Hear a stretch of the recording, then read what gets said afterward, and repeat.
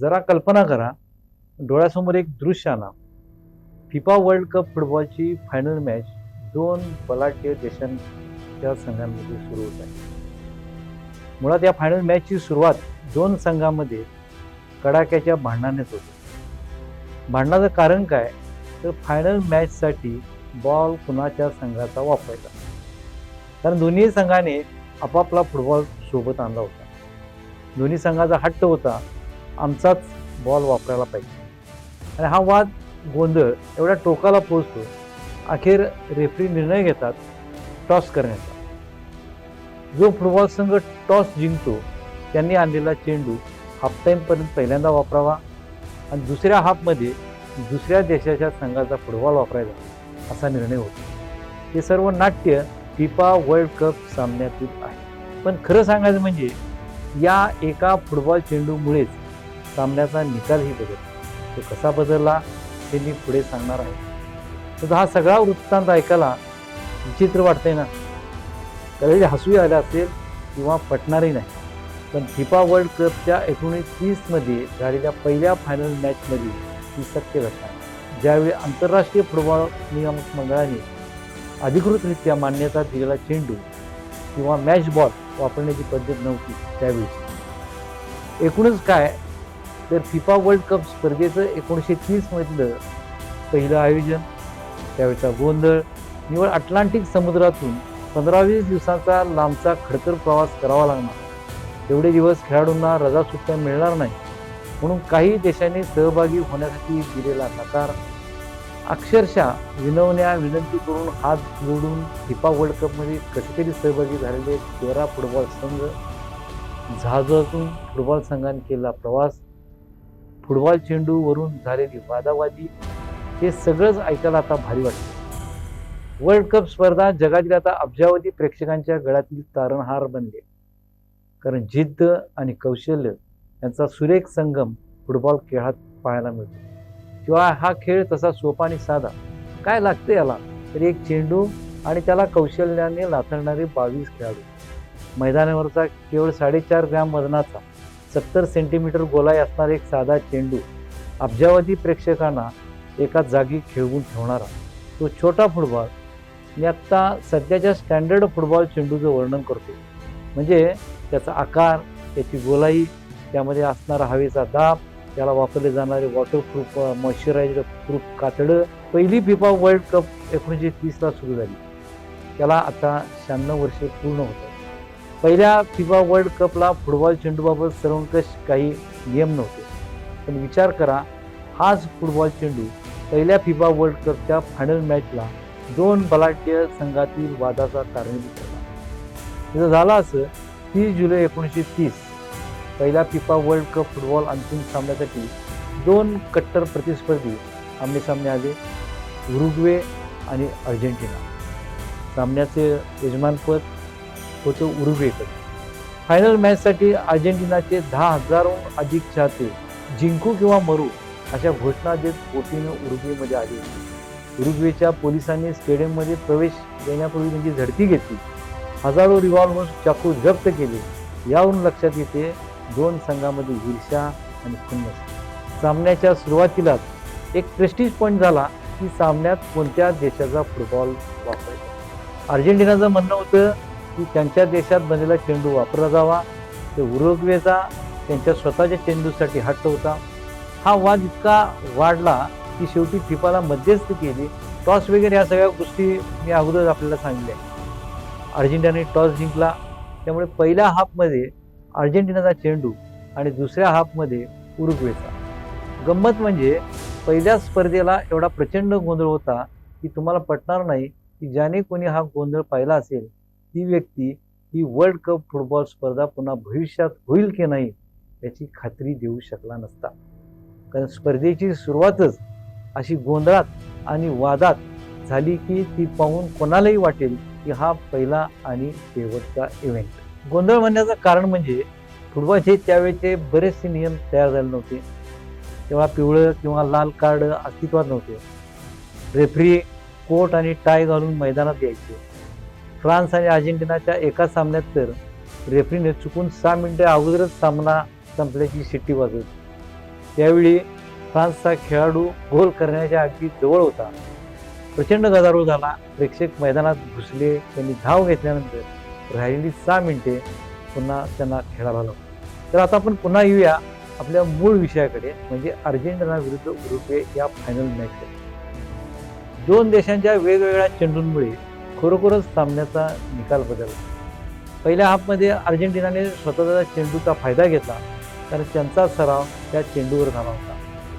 अर्जेंटिनाने 2-1 अशी आघाडी पहिल्या हाफमध्ये घेतली, पण दुसऱ्या हाफमध्ये उरुग्वेचा जड चेंडू मैदानात आला तेव्हा खेळाचे चित्रच पाहिले.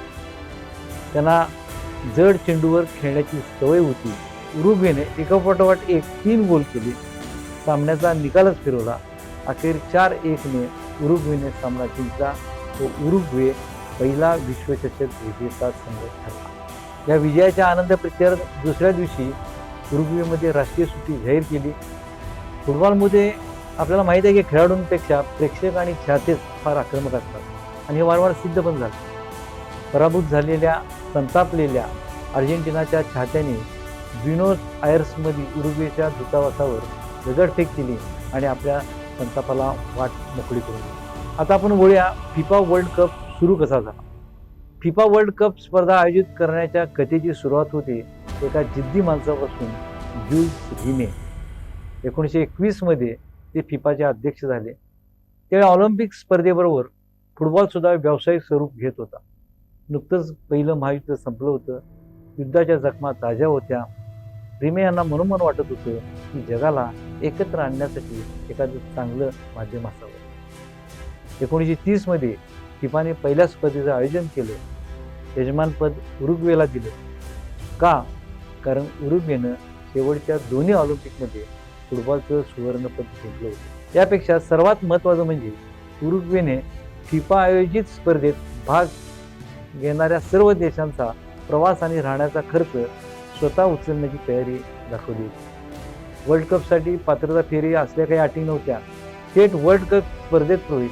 फक्त उरुग्वेला येण्याची तुमची तयारी असायला पाहिजे. उरुग्वेचा उत्साह प्रचंड होता, कारण तो देश त्यांच्या स्वातंत्र्याची 100 वर्षे त्यावेळी पूर्ण करत होता. परंतु त्या काळातच अनेक दुर्दैवाने जगावर महामंदीचं संकटही कोसळलं. पहिल्या फिफा वर्ल्ड कपसाठी उरुग्वेची निवड झाली तरी तेव्हा दक्षिण अमेरिकेला जाणं म्हणजे अटलांटिक महासागरातून तब्बल 2 आठवड्यांचा बोटीचा प्रवास.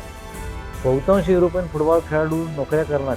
या प्रवासाचा अर्थ म्हणजे 3 महिने नोकरीला दांडी किंवा नोकरी जाण्याची टांगती तलवार. त्यामुळे इंग्लंड, जर्मनी आणि इटलीसारख्या बलाढ्य देशांनी खेळण्यास साथ नकार दिला. या सर्व अडचणींमुळे स्पर्धा व्हायला 2 महिने उरले असतानाही एकाही युरोपियन देशाने नोंदणी केली नव्हती. याचाच दुसरा अर्थ म्हणजे ही पहिली वर्ल्ड कप फुटबॉल स्पर्धा सुरू होण्यापूर्वीच अनेक अडथळ्यात अडकली. रद्द होण्याची चिन्हे दिसू लागली. पण वर्ल्ड कप फुटबॉलच्या सुदैवाने एक चांगली गोष्ट घडली, त्याचा उल्लेख जरूर झाला पाहिजे. रुमानियाचे राजे कॅरोल व्हिटियर हे नुकतेच सत्तेत आले.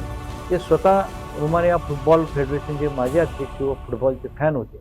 रोमानियामध्ये काम करणाऱ्या एका मोठ्या ब्रिटिश तेल कंपनीने जेव्हा खेळाडूंना सुट्टी देण्यास नकार दिला, तेव्हा राजा कॅरोलने स्वतः त्या कंपनीच्या मालकांना फोन केला आणि धमकी दिली की जर खेळाडूंना पगारी सुट्टी दिली नाही तर तो त्यांची संपूर्ण कंपनीच बंद पडेल. साहजिकच मालकाने तात्काळ होकार दिला.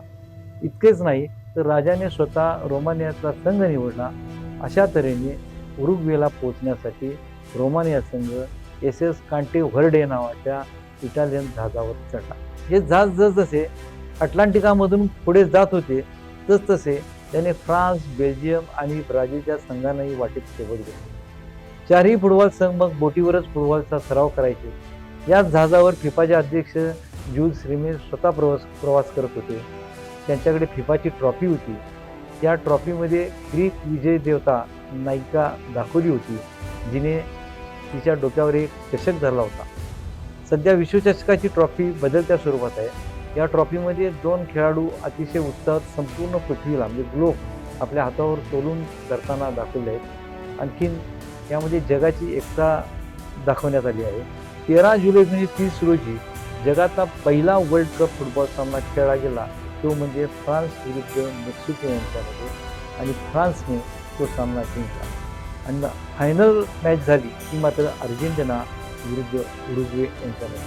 पहिला फिफा वर्ल्ड कपचा अंतिम सामना उरुग्वेने जिंकल्यानंतर फिफाचे अध्यक्ष ज्यूल्स रिमेर यांनी आपल्या सुटकेसमधून ती सोन्याची ट्रॉफी काढली, उरुग्वेच्या कर्णधाराच्या हातात सोपली. तेव्हा ते फक्त एका ट्रॉफीचे हस्तांतरण करत नव्हते, तर ते एका नव्या जागतिक सोहळ्याचे शिल्पकार ठरणार होते. सध्या 2026चा वर्ल्ड कप सुरू आहे. मेसी, रोनाल्डो, एम्बाप्पे, यामाल यांच्या पायाची ती जादू, शेवटच्या सेकंदाला बाजू पलटवण्याची त्यांची क्षमता, सर्व काही अद्भुत, अवर्णनीय हे आपण पाहिलं. वर्ल्ड कप फुटबॉल स्पर्धेचं आयोजन, त्यांची तयारी, ग्लोबल टेलिव्हिजन कव्हरेज, अत्याधुनिक स्टेडियमची निर्मिती, वाहतूक आणि कडक सुरक्षा व्यवस्था, या सर्व खर्चाबाबत आता न बोललेलं बरं. अंदाज येण्यासाठी सांगतो, मागील 2022ला कतारमध्ये वर्ल्ड कप स्पर्धेचा खर्च $22 अब्ज पेक्षा जास्त झाला होता. म्हणजे या खेळाची लोकप्रियता इतकी वाढली आहे की अलीकडे त्याला प्रचंड व्यावसायिक स्वरूप आलं. एका जिद्दी व्यक्तीने जवळजवळ 100 वर्षापूर्वी सुरू केलेली ही फुटबॉल स्पर्धा आज अब्जावधी लोकांच्या गळ्यातली ताईत बनली आहे.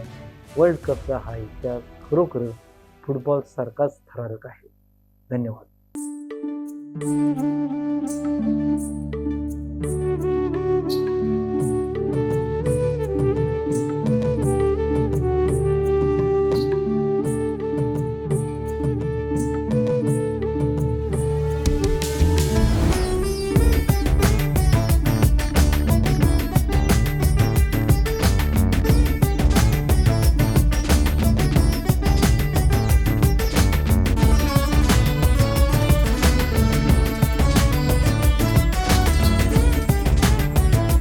जुन्या कोल्हापूरची परंपरा, नव्या कोल्हापूरची पसंती. Chandrarup cloth stores, Lakshmi road, Kolhapur.